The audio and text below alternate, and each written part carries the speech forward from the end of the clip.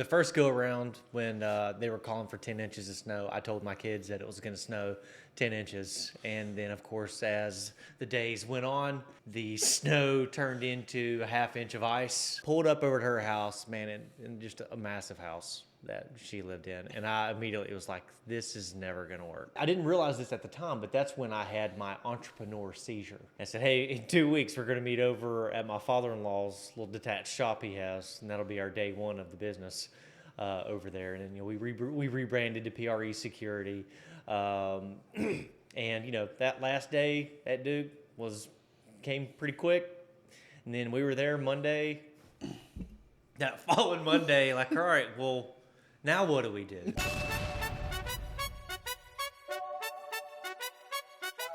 What's up, guys? Lift and Love. Lift and Love here. Where did you pull this question from? Why is that? Lift Love. Crochet. We out. What's up, guys, and welcome back to the Lifting Love podcast. You are awesome. And today we got a special guest. One of our episodes had to be rescheduled due to the snow. Just let that sigh sit there for a second. He is the owner and operator of PRE Security, my good friend, and now yours, Michael Layell. How are you, my friend? I'm good, man. How are you doing? Dude, I'm living the dream. That's good. I'm glad to hear it. So I honestly just thank you so much for coming. I know we had to reschedule because of the snow. And how'd you enjoy that snow? Let's start there. Oh, I loved it. I was a big fan. The first go around when they were calling for 10 inches of snow, I told my kids that it was going to snow 10 inches. And then, of course, as the days went on, the snow turned into a half inch of ice. And so they got really sad. We had the sleds ready. We were ready to rock and roll. And so that was a bummer. But when the snow the next week showed up, man, we were ready to rock and roll. However, the ice was great for sledding. Oh, so dude, they had a blast. It was fantastic. It's just like, for context, like being out here, things just shut down. It was so hard. Like where I'm from, I mean, they got 18 inches. The week we got ice, they got 18 inches. Right. They were back in school on Tuesday. We got a half an inch of ice. Whole week was shut down. Next week we got 10 inches of snow. I mean, my son didn't go back to school regularly till Thursday. Right. What are we doing? Yeah. You know what I'm saying? But to go right to you, for people who might not know you, who are you and what do you do? So I started. Well, okay. We'll go way back. 2006. I met my wife Jennifer. Ooh, little applause. Yeah, that's right. And so we met her. I was 17. And we met at Myrtle Beach, of all places. Hold on, like both families on vacation? No, she was with her friends, and I was with my friends. Wow. Right? And so, met her, and then the first time, I was actually dating this girl, right, whenever I met my wife, Jennifer. And, well, it wasn't that serious. Yeah. Just to be clear. Obviously. Yeah. Just to be clear. But I went to her house and I pulled up in her driveway. She had a circle driveway, right? I'm from Claremont. I lived in a very normal house. We weren't rich. We weren't we weren't totally poor either. Yeah. But we never went out to eat. Like it was that kind of deal. You know what I mean? So I pulled up over at her house. I had a 1994 Honda Civic at the time. And it was a 5-speed and didn't have air conditioner in it. Man, it was a great car. It was about 3 different colors. Pulled up over at her house, man, and just a massive house that she lived in. And I immediately was like, this is never going to work. Damn, little negative from the start. Yeah, I know, right? All right. And so, but I was like, you know what? I almost left, but I decided, you know what? I'm going to stick it out. So stuck it out, went in, hung out for a little bit. Her parents weren't there yet, and they showed up like an hour or so later. And I met her dad. And her dad, I was super intimidated. I was sweating before I... Just scared to death. And anyways, so got along with him great. It was awesome. And her mom, awesome. But he worked for Duke Energy, and he also ran a security company on the side that he did on like Saturdays. So a couple months into dating Jennifer, I started helping him put in security systems on the weekends, right? Oh my God. So just on Saturdays, just slapping in security systems, and I did that for 3 or 4 years. I had a couple of different jobs. Worked at a tire place, loading tires in trucks. Hated that. Worked for a car wash. Worked at the Y. Did a couple things like that. Then I went to CVCC. One thing I knew for sure is I'm gonna have to provide for this girl, even though now I know that she couldn't care less about stuff like that. But I knew that I needed to do something, so I went to CVCC, went through the trade program. Did the electrical trade program, and then of course her dad got me on at Duke Energy. So because that's how that works, right? Damn, you benefited the most out of this. Yeah. Oh yeah, dude, I married up. Yeah. No doubt. He said, "There's levels." I went to the top. I went to the top. I got lucky on this. But that was in 2010, and so I kept doing the security stuff on the side. Now, hold on. Now you're working at Duke. Working at Duke. Yep. Doing it on the side with her dad. Yep, that's right. And so. Real quick, I'm so sorry. Yeah. Did it pay well to do it on the side, or was it kind of just helping him out, kind of learning the trade, and your main job was mostly paying?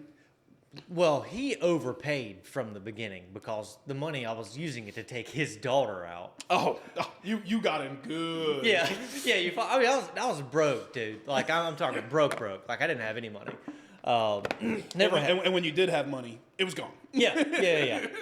I mean, it was, if I had any money, I would buy a cold air intake for the Civic, or some subwoofers, man. You got to be bumping and thumping, right? But so, anyways, yeah. So that was 2010, 2000 just fast forward 2017, no 16. A buddy of mine who was wanting to start a business, he said, "Dude, you got to read this book. It's by Robert Kiyosaki called Rich Dad Poor Dad. I don't know if you've ever heard of it. Oh, it's a great book. Yeah, popular book. I really need to finish reading it. Yeah, it's a great one. But I didn't realize this at the time, but that's when I had my entrepreneur seizure, right, where it's like I got to start a business, right? So I read that in 2006. And of course, once you get that itch, it never goes away. No. You got to do that now. And so I went home in early 2017, told my wife, I said, I think I'm gonna have to quit my job and start a business.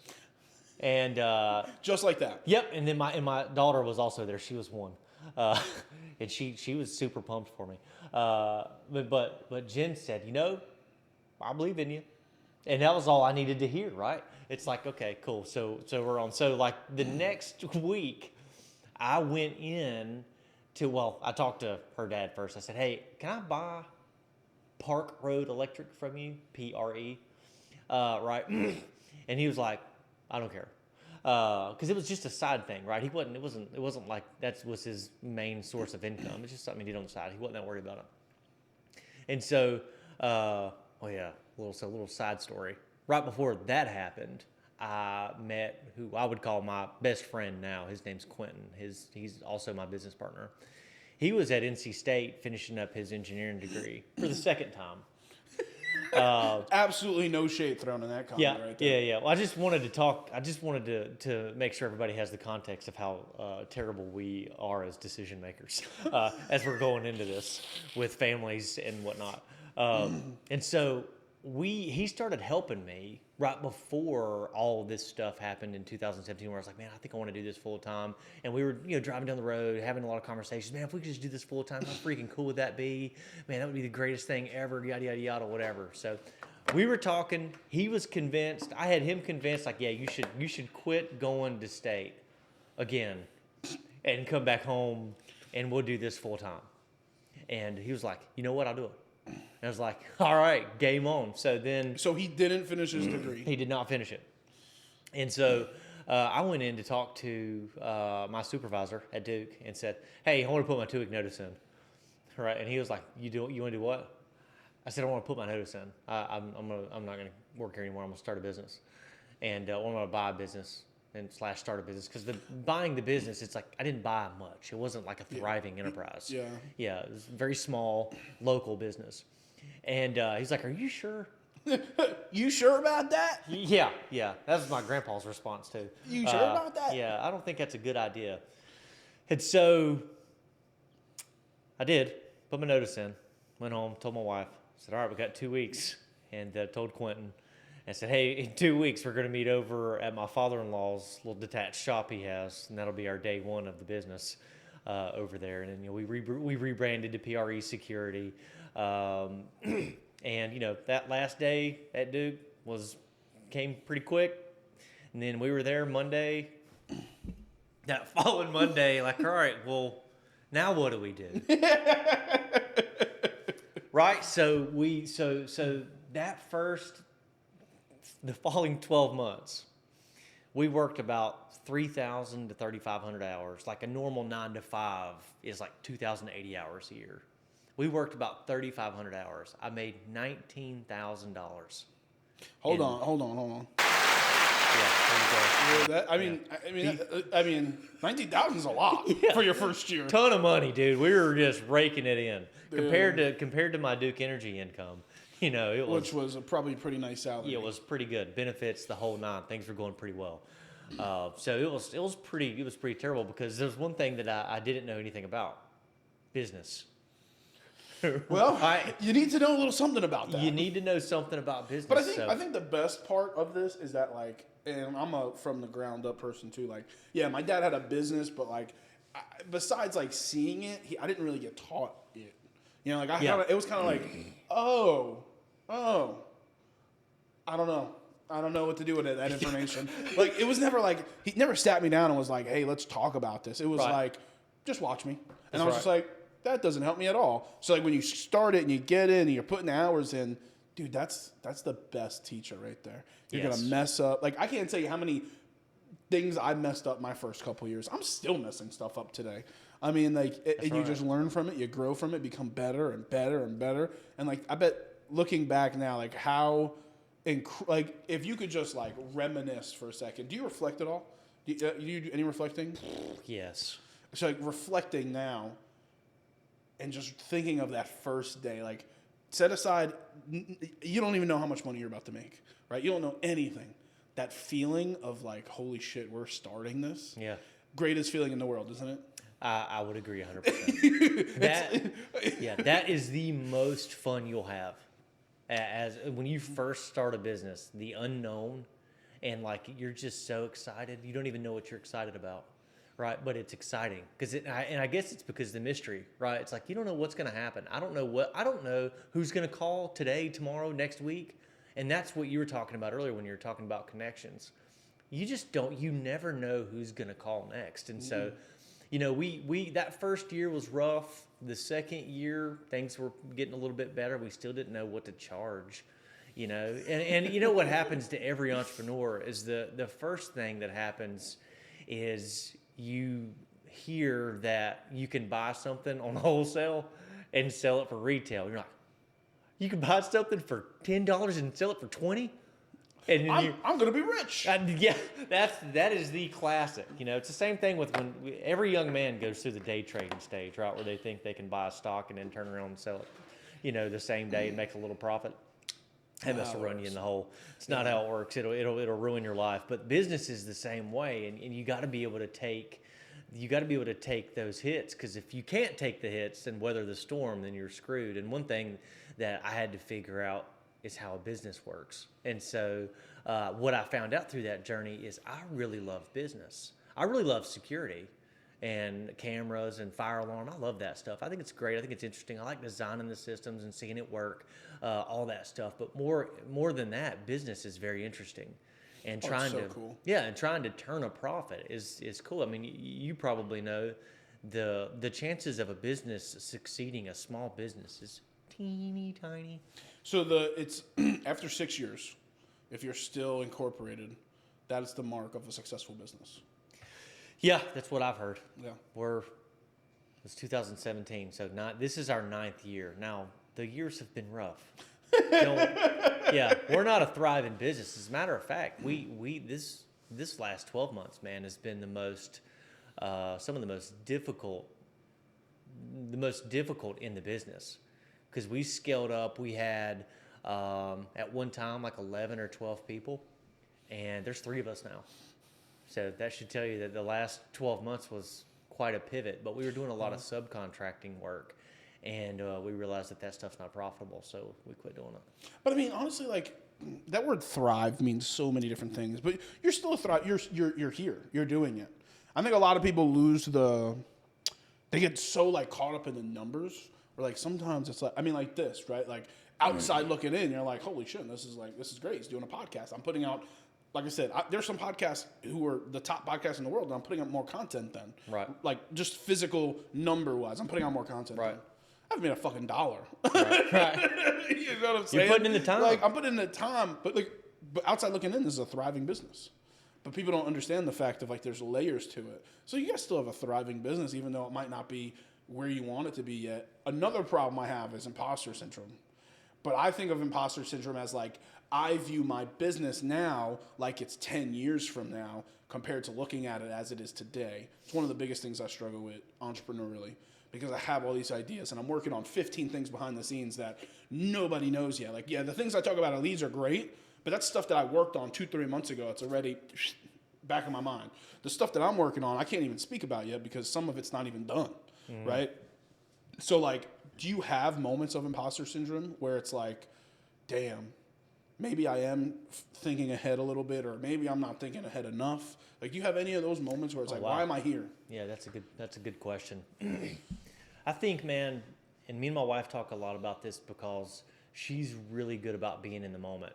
And she would tell you if she's sitting here that she's bad about thinking about the past. So me, I am like the total opposite. I live in the future. And I think that that's a bad thing to a degree, because sometimes you can miss the moments. You know, you've got a young son now, and I've got a 9-year-old and a 6-year-old. And dude, in like 20 years, like our lives are going to be so incredibly different. And if I'm in 20 years or even 10 years, if I'm thinking about 10 years down the road, and if I'm always thinking about that, you're going to miss the moments, right? So I think often, I don't know if that answers your question or not. No, it does, yeah. I live in the future so much so that it's like my risk analysis meter is almost broken, because it's always what's heading this way. You know, it's like it's not to get super boring, but like investing in a Roth IRA. Yeah. It's incredibly boring, but you're doing it for your 65-year-old self, yeah. Right? Because at some point, Lord willing, you'll be 65 years old, and you'll be thankful that you did that. You know, you've heard this saying, like, do something today that your future self can be thankful for. Yeah. Right? And it's like you have to think like that to a degree, because the future's heading your way. And it's like with your son, it's like he will have memories of you. As he progresses through life, the next 10, 15, 20 years, you're creating memories. And it's important for you to consider what you want those memories to be, right? Because it's like you're in control of that, and it's going to happen regardless. You're either going to be he's going to remember you as a loving father, right? Somebody, I mean, you got it. And it's like, or he's going to remember you as somebody that was never there, or somebody that was angry, or somebody he could count on. I mean, you think about all the different avenues that could take off down. You realize how big of a job that is. For me, man, my dad wasn't there.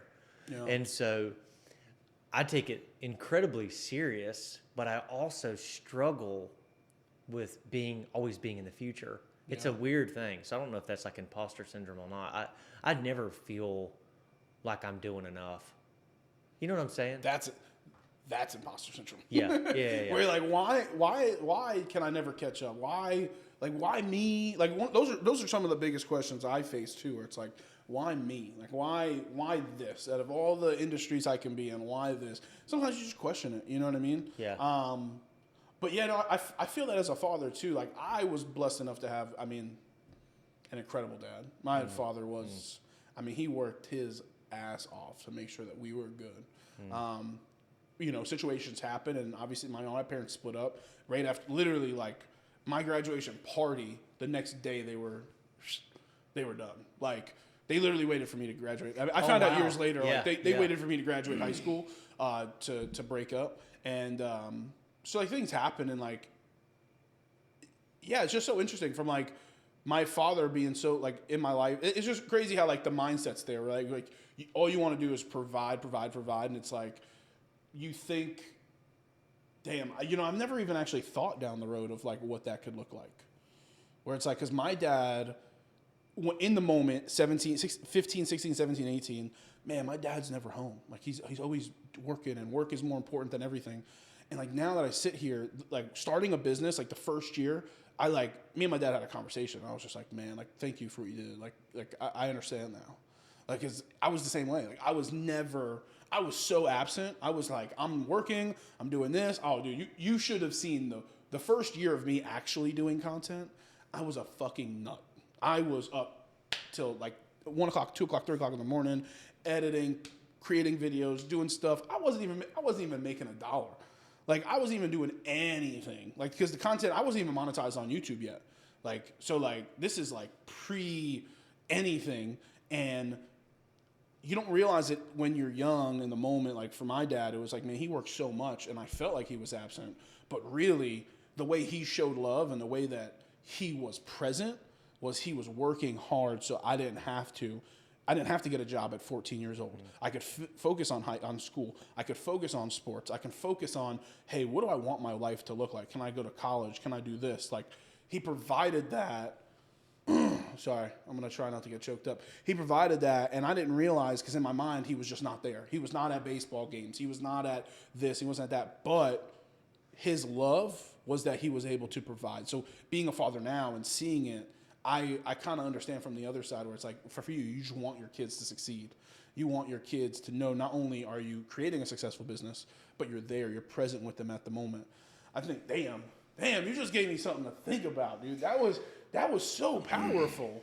Man, I think, as I'm sitting here, you asked me if I reflect, and I love to ponder. It's one of my favorite. I can think, and I just love it. And so when I'm sitting there thinking about, like what you just said with, I know that a father's job is to provide, right? But when you're at work and you're doing what you love to do, how often are you thinking that I am doing this for my kids? Or are you doing it for you? It's like, because you can get that crossed up, and I'm not saying anything about your dad. I know how my dad was. So, yeah. So believe me, there was some wires crossed up there. Yeah. But like, when I think about what do I want to be true, 20 years from now with my kids, I don't want them telling a story about, I don't know, I never saw my dad, because he was providing for me. I want them to feel like so loved, and that they know that I'm there for them no matter what. Yeah. Like, it doesn't matter what they've got going on. The only thing I care about is that they know how much I love them, how much I care about them, and that I'm there for them no matter what. And that I want them to understand work. It's like, I mean, you gotta work, but I don't know how to. It's something that I'll be thinking about for a while too, because you're gonna get to that. They're gonna tell a story, and at the end of the day, I just want to love them well, and more importantly, to swing spiritual for a second. It's like, I want them to know what is the most important, and for me, it's Jesus, and for them, I want them to know that I don't want them to worship me, and I don't want to worship them, and my wife would tell you that there was a season in her life where she worshiped the kids, like more so than Jesus, right? And it's like, dude, we're all going to die. Every one of us is going to die. Nobody gets a free pass on that. And we just believe that hey, there's somewhere we're going, and that somebody died for us. And I want them to cling to that more than they cling to what did Dad do for me? Did he leave me some money? Did he, because it's like, at the end of it, dude, when just go super deep, it's like 100 years from now, nobody's gonna know who Lenny was. Nobody's gonna know who Michael Layell was. It won't matter. What was the quote? I saw this on. I heard this somewhere. I don't know. It was some piece of content. It was like, if you think about it, 100 years from now, someone's gonna be living in the house you're living in. Someone's going to be driving the car you drove. Someone's going to be, like, it's just, at the end of the day, like, people will forget. And I heard another podcast, you die twice. You die when you die, and then you die when the last person who remembers you dies. So it's like... That's pretty interesting. That's if you think about it, you die twice. Yeah. You die when you die, and then you die when the last person who remembers you dies. Yeah. Yeah. Well, here's a question. Here's a question for you, though, because we're gonna go deep. I love this. Yeah. I also have something else to say on your other thing, but continue. Yeah. Do you know the name of your great grandfather? I don't. I know one great removed. My great grandma Nancy. Yeah. I don't know anybody past that. I also don't. Yeah. Right. And that's kind of the point there, right? It's like we spend a tremendous amount of our lives acquiring stuff, right? And it's like, for what? Nobody can really tell you why. And so it points to something that's more important. It's like you have to provide economically because you have to have a house, you have to have food, you have to have all this stuff, but it's not the most important thing. One of the things you said that I wanted to rebuttal real quick because it made me think. I think there's a little part that it's both, as far as like my dad doing stuff, where it's like, are you doing it selfishly? Or are you doing it thinking of your kids? I think personally now looking back, I think my dad did it for both, but I think he really did it as an outlet for himself. Like it was running his business was his outlet for all the stress that he dealt with. Because you got to remember, like I was saying, he had another job on top of it. So he's working 2 jobs, basically. Running a business, which is a job, and then working for someone else. So, like, he used his business as an outlet because, one, he was already there in that situation. So why not make money on top of making money, especially if you have the ability to do it? Yeah. But for me, and it's so funny, definitely 100% before I had my kid, I was 1,000% selfish. Now it's like, damn, every decision I make, I'm only thinking of my wife, well, my soon-to-be wife, and which is crazy. By the time this comes out, I'll be married, which is crazy. I've been calling her my wife for years now, but now I only think about that. Like something else in the plans for Lifting Love is we're completely not rebranding, but we're restructuring. So like we're gonna have a holding company, we're gonna have subsections, we're gonna have a nonprofit that's affiliated with Lifting Love. Like it's just gonna be named different. It's gonna look different. It's going to be different, and we're working on a bunch of stuff behind the scenes. So, like, really, really, really heavy focus on, like, what my legacy is going to be. Like, and Roman's my legacy, and Gabby's my legacy, and hopefully if we have another kid or two, like, that's going to be my legacy. So, like, I'm working on some stuff behind the scenes that isn't going to be put out there for probably another year because I have a plan to announce it, to promote it, and then I'm working on, like, my first actual physical item and product. So working on a lot of stuff. I have a question. Go ahead. I have a question that you made me think of just then is just to be super duper deep.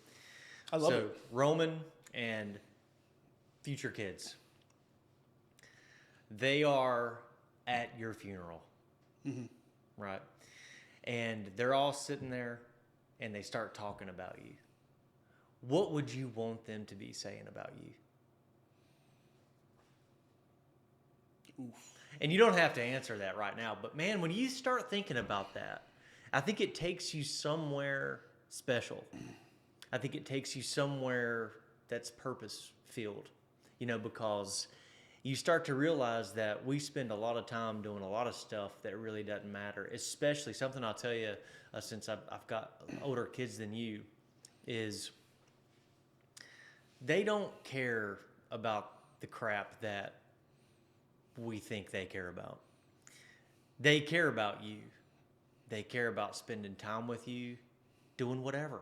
Like the other day, me and my son, we boiled a bunch of hot water and just poured it all over the steps because the ice was on the steps, right? And he had the time of his life, right? And we're weird anti-screen people, so it's like they're not on screens all the time ever. So they're constantly asking, when I get home, hey Dad, will you come and play this with me? Oh, hey Dad, hey, can we do this? Can we do this? They're not like, And I bet the energy you match them with is like, bet, let's go do it. Let's go do it right now. Every so like time. No screens is like no TVs, or you guys watch a little TV? We watch TV. Together? Yeah, okay. yeah. But not like the iPad. Like, hey, go quiet down here. Take the iPad. That's right. Because I would and I would tell anybody, if you are doing that, like, just stop doing it, like, because it's not good for them. I believe that with my whole heart, and it's robbing them of their creativity, because it's like they would do the most interesting things if you let them do it. But also I also recognize that it's really hard. Like when you get home and you've been working all day, and now this kid that hadn't seen you all day is like, hey dad, can we blah blah blah blah? It's like, oh man, can you just give me like an hour around? So I've just had a heck of a day. It's like, man, you gotta forget all that crap, right? Because it's like, this is a season that will be over, and every day that goes by is one less day that you're going to have that opportunity, because you have to look at it like it's like if you had a 5-gallon bucket, or just a gallon bucket of marbles, and a marble was a day, and every day that you came home, you took a marble out, you just threw it away, because it's like, those are the days ticking by, right? And it's like, when it's done, it's done. It's like, you don't get to do it again. You don't get to think when you're 60, man. I mean, you can think when you're 60 that I really wish I'd have spent a lot more time with him instead of doing all the dumb stuff that I was doing. Man, but I had to watch the football game. I had to do this, I had to do that, I had to go to the drag race, I had to, all the crap that doesn't matter. Yeah. And so it's like, to me, you have to think about that stuff, because I think that's the stuff that when we're older is going to matter. Well, you start talking to old people and ask them. You ever ask old people? Yeah, we actually did a whole video. We recorded it in one day. We made it 2 videos, and we talked about your proudest moments, your biggest regrets, technology. Like, we talked about certain things throughout their life, and it was like, hey, you should go check it out. We did. It was honestly, it was one of my favorite videos I think I've ever done. Good. Where it was like, we sat from a range of, I think the youngest we sat with was like 55 or 60, and the oldest we sat with was 92. He was a war veteran. Oh, I'm into that. So that was a couple years ago. It wasn't the best produced, but I mean, it was fun to do. That's real, though. Yeah, and I learned a lot. And I think the biggest regret a lot of them had was kind of what you're saying, just time, like not realizing how finite time is, how quick things go by. But man, to go back to your question, I mean, again, this is also from someone who just lost their father. If my kids could give the eulogy that I gave about my father at his funeral, damn, tried to get through this without crying, I would be. I'd rather cry personally. I would be a very happy man. So, and I don't know a whole lot about your dad, but one thing that I find interesting is also, you can cut stuff out of this pretty easily. No, yeah. I'm very transparent. Oh, I've cried on another. I did another podcast where I cried about it. I'm not worried. I'm not worried about the crying. I'm just worried about the stuff we're talking about. I honestly, I love this because this gets to like who you are, and people get to understand that. Yeah. And I prefer that. 100%. Just because I don't. You even said it yourself. I don't like the fakeness. I don't like the shape shifting. Shape shifting is so hard. But continue. Sorry. So one deep question I have for you then is, it's very apparent to me that you loved your dad. I do. I still do. But why did you change your last name? Because he gave it to you. Yes, but I've always viewed like his name is more important, so I'm named after him.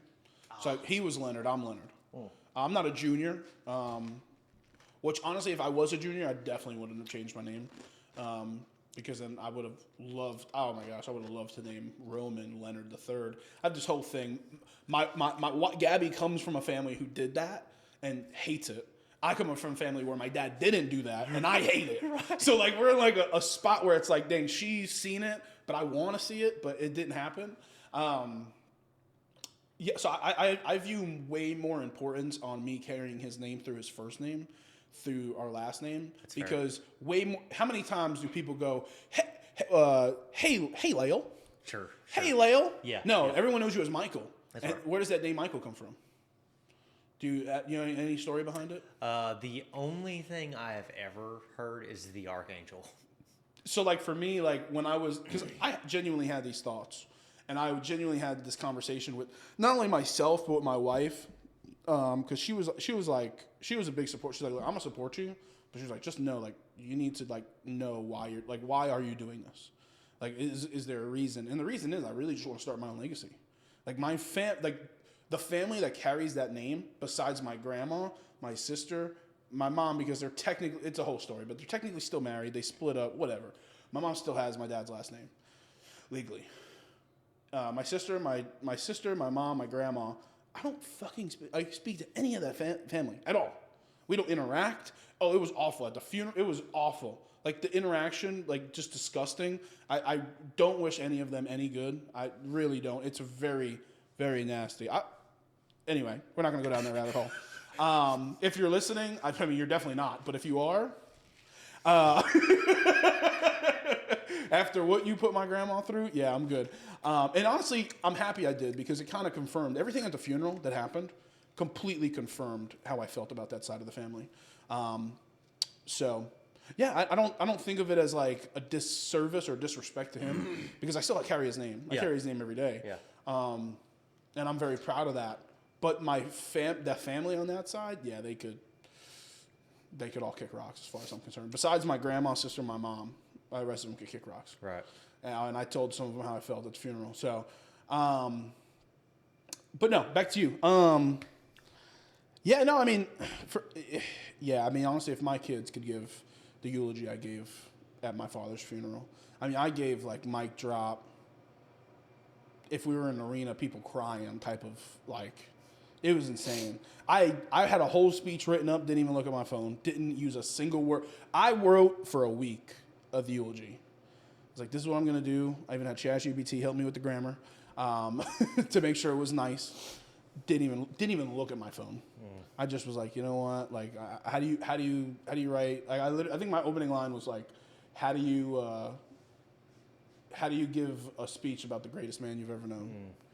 And then I heard my son coo in the back because my in-laws were watching him, and I was like, damn. I started crying. I brought him up and I said, this is all I remember. And then I went like complete blackout. I literally put my hand on the coffin. I said, how do you give a eulogy for the greatest man you've ever known? And then I heard my son coo. I went and got my son. And as I brought him up, everyone was like, aw. And then I was like, gentlemen, take notes. That's how you get a room full of women to stop talking. Stop talking and pay attention. And then I said some words, and then I picked my son back up again. Aw. Gentlemen, take notes. That's all I remember.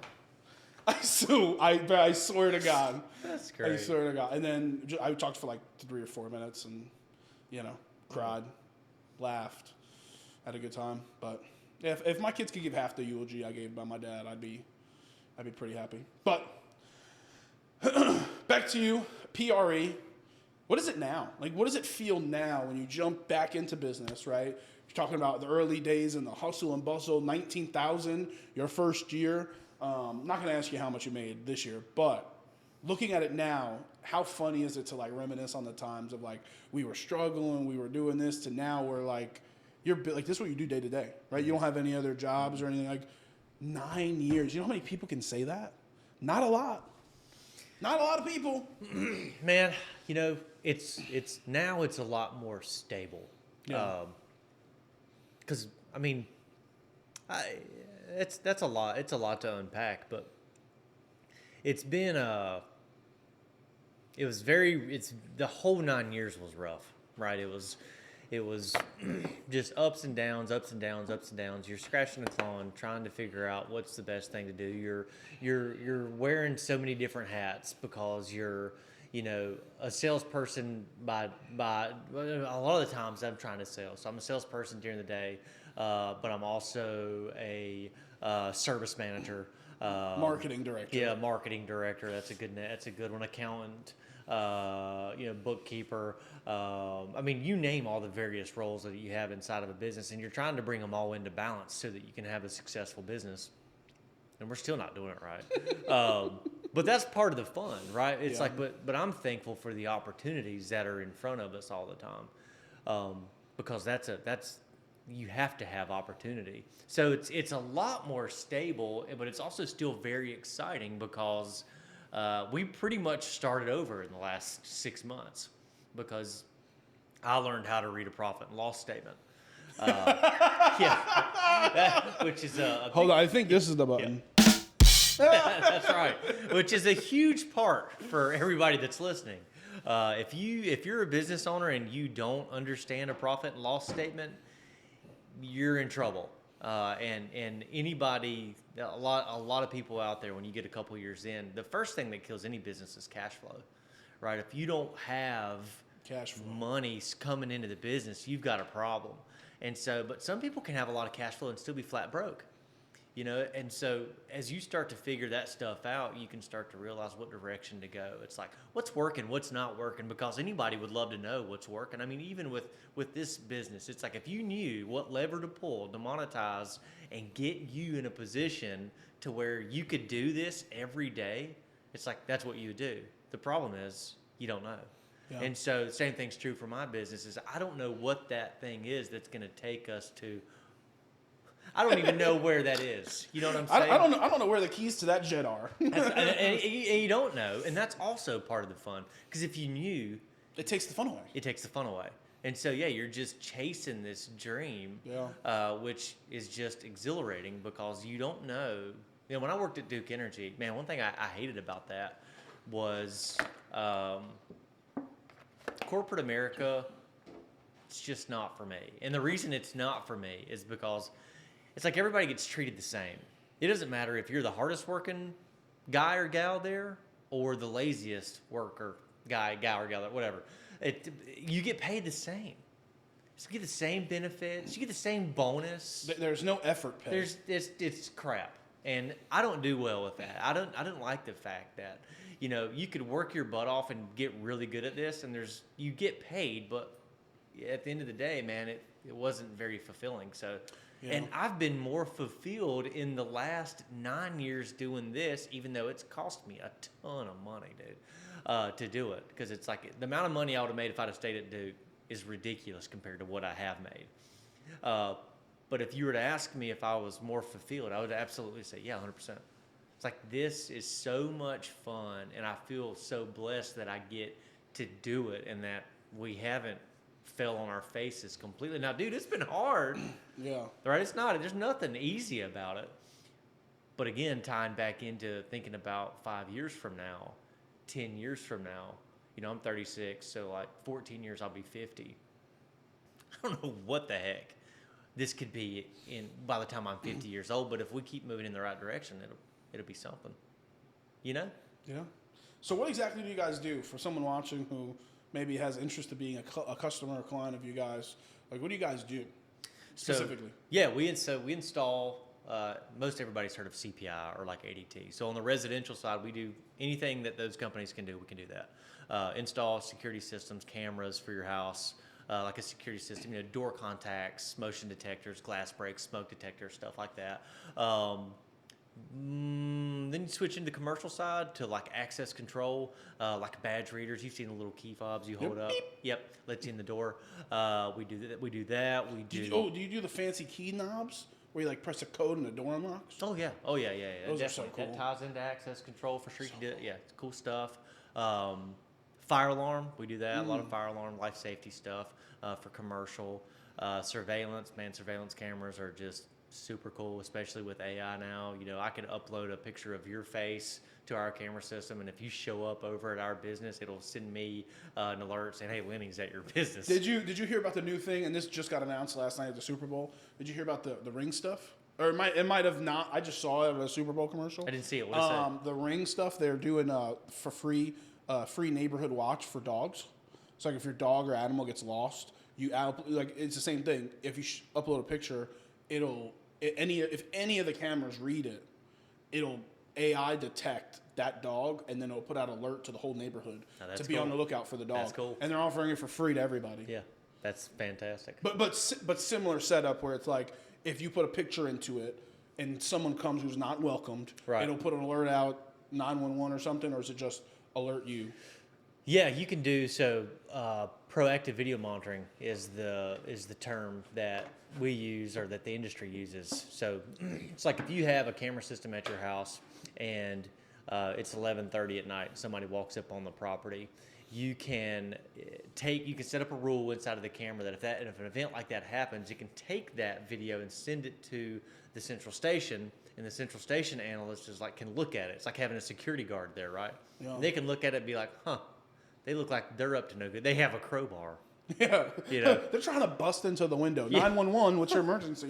Yeah, so it's or they can look at it and be like, oh, that's John. He lives here. yes, nailed Yeah. it. And so then they can decide that, hey, this looks like an actual threat, right? Which that's the way the whole industry's moving. And you get an expedited dispatch if that stuff occurs as well, Wow. because it's like, no, I'm looking at the guy. He's trying to He's break breaking. in. He is actively taking off the window. That's right. Yeah, and so that's that in a nutshell. That's what we do, and I love that stuff, man. I really have a good time doing that. We've caught a lot of weird stuff on cameras, as you can imagine. Yeah, I was gonna say anything appropriate that you can share. Oh yeah. Well, I won't share. The inappropriate stuff. Yeah, I won't share too much because I don't know how that works. If somebody finds out, like, hey, that was us you were just talking about on Lifting Love, you can't do that. The world's #1 podcast, Yeah, that's baby. right. You're going to jail, sir. So, but yeah, man, we've caught We got people. That's right. We've caught people that work in restaurants, climbing around in dumpsters and then going back in the restaurant to work, like salvaging, like going whatever the word is, Wait, they were salvaging the food or just in the dumpster? just in the dumpster because looking for stuff, and then they would go back to work. Right? You see stuff like that. We've definitely seen some half naked people, 2 o'clock in the morning, like just walking through. A couple maybe a month ago at a gym over in Lincoln, there was this dude at like 1:30 in the morning. He just walked through the parking lot. He was in his underwear, and mind you, it was like 15 degrees.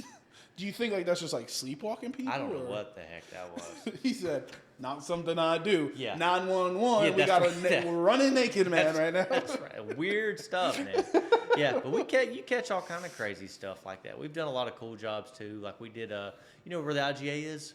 Yeah. Yeah. Well, we put like 85 cameras in that place. They are covered up with cameras. I think also too, like in a house or even in a commercial environment, you kind of forget that you're being recorded. You're at home, you're just chilling with your feet right. up, and That's right. all of a sudden weird things start to happen because Cameras. you just think you're at home and no one's watching. The walls don't have eyes. Well, these walls have eyes. Yes. So it's probably why you see some really crazy stuff. And I bet like work stuff, I bet you've probably seen like people hiding from work or finding somewhere to just chill on their phone and start texting all the time. Oh yeah. I'll never forget. One time, me and my wife went to a drive-thru once. So like before you get to there's like a first window where you pay. Oh yeah. We see these two people in this back wall that I guess they didn't realize has a window, and like you could see in from the drive-thru, and they're literally just sitting there on their phone, doing nothing. Someone comes in and they like quickly shut the door, and they're just sitting there texting. I'm just like, they're just on the clock, just sitting there. And I mean, it was tight. It was not a break room. It was literally, it looked like a closet. If I'm gonna be so honest with you, it looked like. I mean, dude, these two people weren't big at all. They barely fit in the room. They were like average sized people. When the door opened, it hit them. That's how close. Like it was close. It was tight. That's weird. But just weird stuff. I can only imagine what you guys have found. Last two things for you. You mentioned your partner before, your wife. And one of the things we've realized, talking to people, I've realized, is how important having a supportive partner is. Someone who backs you, believes in you. How important has that been for you and just your overall success, not only in your business, but in life? So, talking about my wife? Mm-hmm. Oh my gosh. I would say it's everything because, like I say, we've been together this year. Yeah, this year's 20 years. Hold on. Yeah. So, it's crazy because she just turned 37. I'll be 37 in April. We met when we were 17. We dated for 6 years while she was she went to college right after high school, and then we got married right after that. So we've been married for 14 years, right? And man, anything that I've ever wanted to do, she's just supportive. And I'm not sure that anything matters more than that because I mean, you could imagine the friction that would create if your spouse wasn't supportive, and so even in about all of my working life, I've worked 60 hours a week, and she's always just, it's like it's just part of it, right? And now here over the last maybe year or so, maybe 2 years, I've worked about between 40 and 50.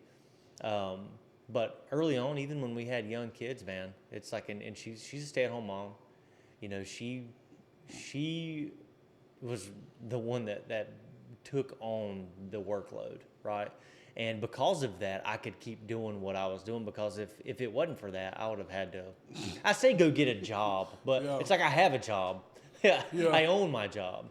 But without that support, man, you can't do it. And she's just awesome, man. I love that woman to death. I don't deserve her in any way. And she has always been 100% behind whatever it is I'm trying to do, right? And she's such a she's got such deep faith too, that's always been, it's hard to say how helpful that is unless you experience it. Oh, for sure. But she's, I guess to sum that up, man,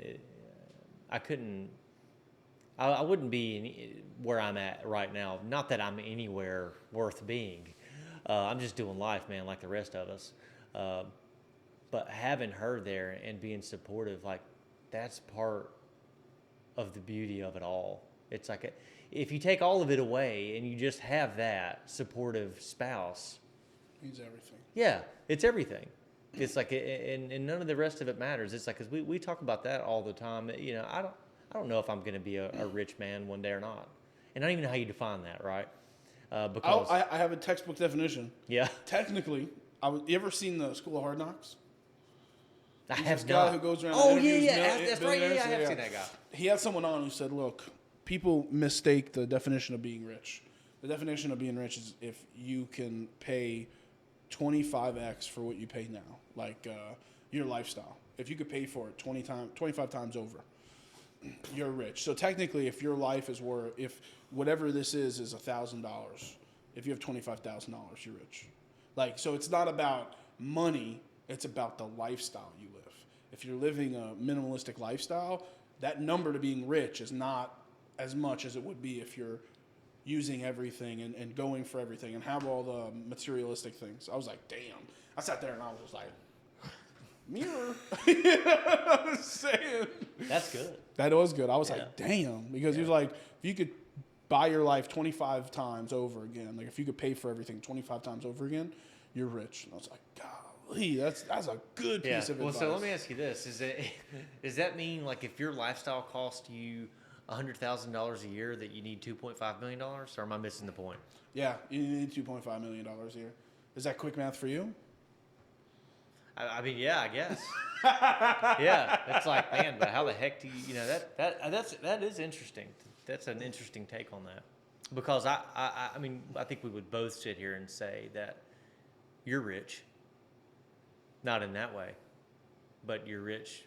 Oh, I mean, I'm rich in life. I'm rich in what I do. Like, I love what I do, especially, beginning the job at the nonprofit. Like, I'm very excited for the opportunity. And, while it's not doing this as much, I get to lean in on the nonprofit side, and I love it. I love this, though. This is, whew. Once I figure out a way to monetize this, I mean, once I find the keys to the jet, we're gone. But for me, it's also, and this is part of my imposter syndrome, I think it starts at 100 episodes.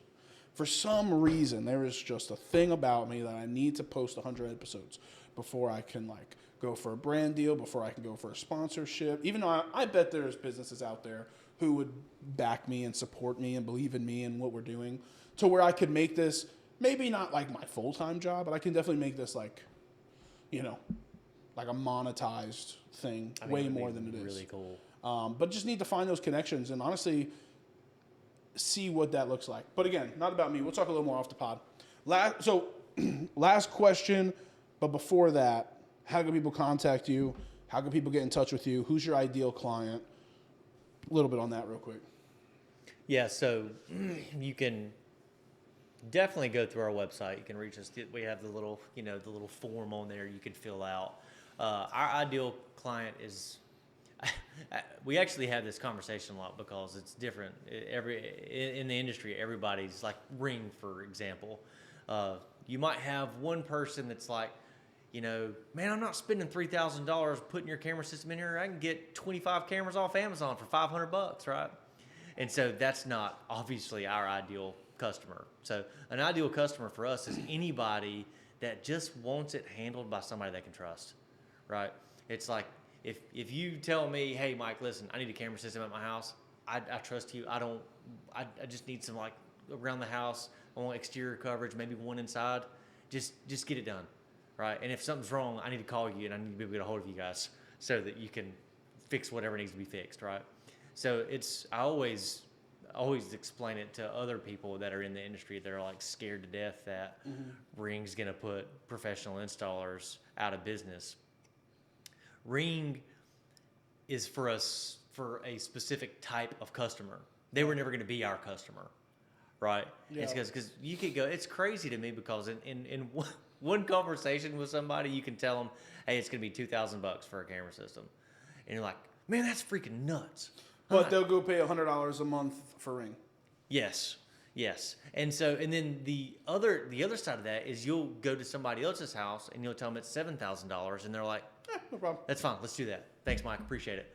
So it's all about cost and value are two different things. Yeah, it is. And so our ideal customer is anybody that's just busy, doesn't have time to fool with it, wants a quality product for a good price, right?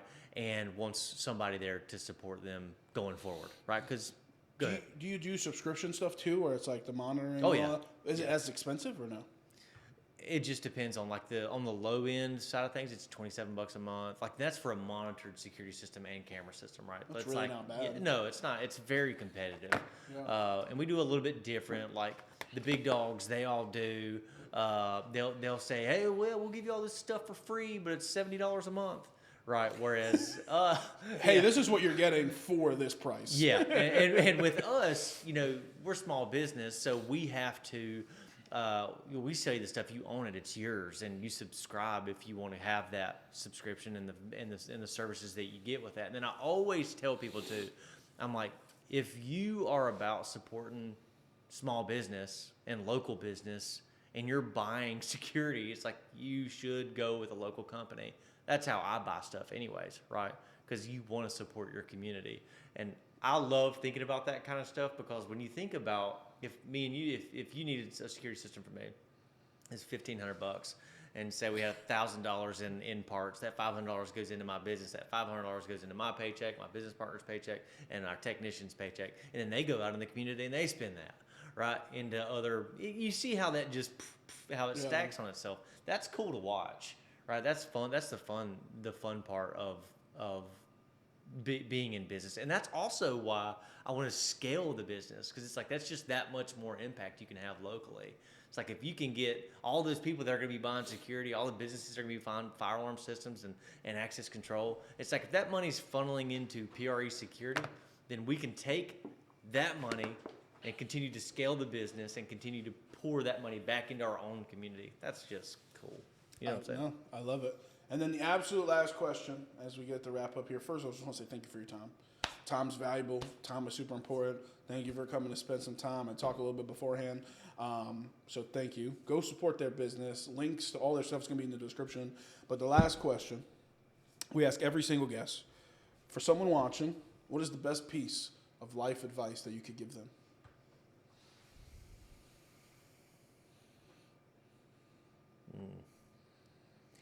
Don't wish things were easier. Wish you were better. Speak on it. I mean that to me that's everything because you can ask for the easy way out and you can chase the easy way, but it almost never leads to anything meaningful. So it's like when you run up on the hard stuff, lean into it, because that's the breakthrough. It's like as you start to feel the resistance of your effort, that's telling you everything you need to know. Push. You know what I'm saying? It's like because that's the opportunity, and most people won't push through the opportunity. And it's like if you would just push through it, you can have a little taste of success. You know, because that's what stops everybody. When things get hard, people stop. So don't wish things were easier, wish you were better. Like it's just the truth, man. Because it's that hard stuff that the one thing that you can bank on is the hard path is the road less traveled. So the competition starts to thin out. So if you get used to the hard work, you can go to new levels. You know what I'm saying? Most people won't do it. Well, go check him out. Check out him, his local business, doing incredible things, keeping you and your family safe at all times. PRE Security. Like I said, all the links will be in the description below, so go check it out. Again, thank you, Mike, for coming out. Can I call you Mike or Michael? Mike. Mike's okay. fine. Thanks to Mike and his team and everyone, all you guys do. Thank you so much. But until next time, guys, hit that subscribe button. Follow wherever you get your podcast. But most importantly, lift love, crush hate. We out.